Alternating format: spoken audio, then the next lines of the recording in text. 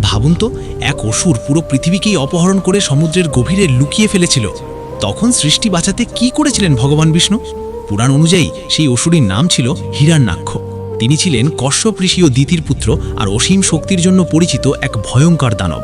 হিরণ্যাক্ষ তপস্যা করে ব্রহ্মার কাছ থেকে বিরাট শক্তি লাভ করে এবং পরে দেবতাদের পর্যন্ত পরাজিত করতে শুরু করে। তার অহংকার এতটাই বেড়ে যায় যে সে পৃথিবীকে, যাকে পুরাণে ভূদেবী বলা হয়, সমুদ্রের গভীরে টেনে নিয়ে যায়। এর ফলে সৃষ্টি বিপদের মুখে পড়ে। তখন ভগবান বিষ্ণু বরাহ অবতার ধারণ করেন, এক বিশাল দ্যুতিময় বন্য শূকরের রূপে। বিষ্ণু সেই রূপে সমুদ্রের গভীরে প্রবেশ করেন এবং হিরণ্যাক্ষের সঙ্গে ভয়ঙ্কর যুদ্ধ শুরু হয়। ভাগবত পুরাণে বর্ণনা আছে, এই যুদ্ধ দীর্ঘ সময় ধরে চলে এবং সমগ্র দেবলোক তা দেখছিল। অবশেষে ভগবান বিষ্ণু হিরণ্যাক্ষকে পরাজিত করেন এবং নিজের দন্তে তুলে পৃথিবীকে আবার তার সঠিক স্থানে স্থাপন করেন। এই কারণেই বরাহ অবতারকে শুধু এক যুদ্ধের গল্প নয়, বরং সৃষ্টি রক্ষা করার জন্য ভগবানের এক মহান লীলা হিসেবে দেখা হয়।